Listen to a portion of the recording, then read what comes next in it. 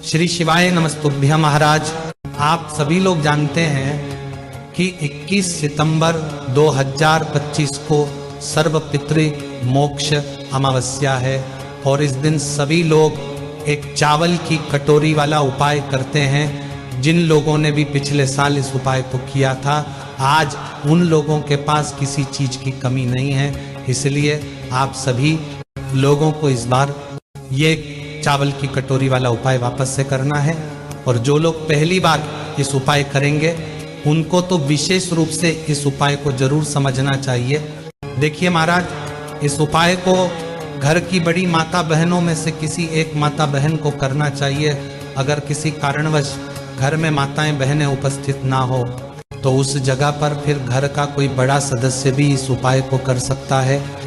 महाराज एक बात और हम आपको बता दें कि इस बार जो पितृपक्ष की अमावस्या है, इस दिन सूर्य ग्रहण भी रहने वाला है। इसलिए इस उपाय को करते समय सूर्य ग्रहण का समय आपको जरूर ध्यान रखना है, क्योंकि सूर्य ग्रहण की शुरुआत से पहले पहले आपको उपाय करना पड़ेगा।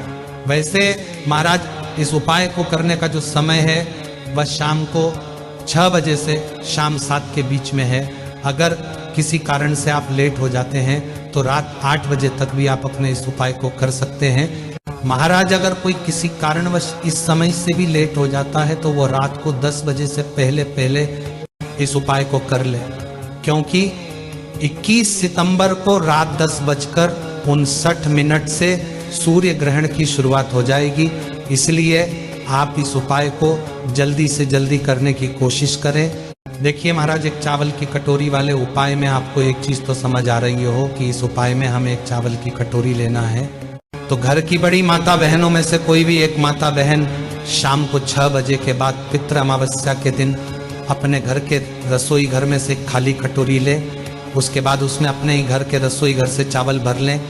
कटोरी के अंदर चावल आपको फुल भर लेना है और ये चावल आपको कच्चे लेने हैं। अब आपको इस चावल की कटोरी के बीचों बीच चावल के ऊपर एक कपूर का टुकड़ा रखना है। यहाँ पर कई सारी माताएं बहनें ये प्रश्न करती है कि ये कपूर का टुकड़ा कौन सा होना चाहिए। तो देखिए, बाजार में आपको 2 तरह का कपूर मिलता है, पहला टुकड़े वाला और दूसरा गोली वाला। तो जो कपूर आपको मिल जाए वो लेना है, पर जो भी कपूर हो वो असली होना चाहिए। महाराज अब अगर आपने कपूर का टुकड़ा लिया है तो मीडियम साइज का कपूर का टुकड़ा तोड़कर चावल के बीचों बीच रख दो, या कपूर की गोलियां ली है तो 3-4 गोलियां कपूर की लेकर चावल के बीचों बीच रख दो। अब आपको इस चावल की कटोरी को शाम को 6 बजे से 7 बजे के या रात 10 बजे के पहले पहले अपने घर के दरवाजे पर रखनी है। ये चावल की कटोरी आपको अपने घर के मेन गेट, जहां से आप अंदर बाहर जाते हैं, उस जगह पर या तो चौखट पर रख सकते हैं या दीवार पर भी ये कटोरी को रख सकते हैं। इस कटोरी को आपको अपने घर के दरवाजे पर थोड़ा सा बाहर की साइड करके रखना है। महाराज अब चाहे आप चौखट पर रखें या दीवार पर, ध्यान आपको यह बात रखना है कि ये चावल की कटोरी पूरी अमावस्या की रात आपके घर के मेन गेट पर रखी रहेगी।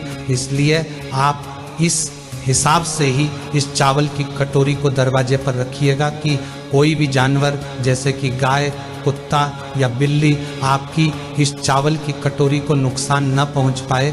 आप चाहे तो इस चावल की कटोरी के आसपास कुछ इंटेन रख सकते हैं और ऊपर से कुछ ढक भी सकते हैं, जिससे कि आपकी चावल की कटोरी पूरी रात भर सुरक्षित रहे। अब जैसे ही आप इस चावल की कटोरी को अपने घर के दरवाजे पर रख देते हैं तो आप अपने घर के अंदर वापस आ जाइए और अपने बाकी के जो भी काम है उन्हें कर लीजिए और रात्रि में सो जाएगा। कोशिश करना कि ये उपाय आप तब करें जब आपके घर के सभी सदस्य आपके घर के अंदर उपस्थित हो और चावल की कटोरी को घर के दरवाजे पर रखने के बाद कोई भी सदस्य घर के बाहर ना जाए। अब आप इस एक चावल की कटोरी को पूरी रात भर के लिए अपने घर के दरवाजे पर छोड़ दें और अगले दिन सुबह शारदीय नवरात्रि शुरू हो जाएगी, यानी कि एकदम लग जाएगी। तो आपको सुबह जल्दी उठना है और स्नान करना है और अब आपका सबसे पहला काम इस उपाय को पूरा करना रहेगा, जिसमें आपको स्नान करने के बाद अपने घर से एक माचिस उठानी है और सीधा उस जगह पर चले जाना है जहां पर अपने घर के मेन गेट पर इस चावल की कटोरी को रखा हुआ था। अभी आपको इस चावल की कटोरी को ना छूना है और ना उठाना।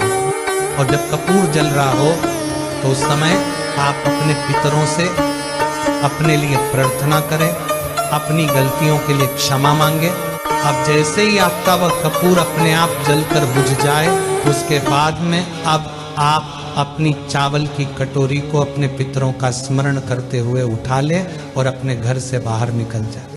और घर से बाहर निकालने के बाद आपके घर के आसपास कोई भी एक ऐसा जो बड़ा पेड़ हो, उस पेड़ के नीचे आपको ये चावल की कटोरी के चावल डालकर आ जाने हैं, जहां पर पक्षी इन चावल के दोनों को चुग लें और खा ले। उस समय भी आप अपने पितरों से प्रार्थना कर ले और अपनी मनोकामना भी आप बोल सकते हैं। और चावल वहां पर डालकर कटोरी को अपने साथ अपने घर लेकर आ जाए।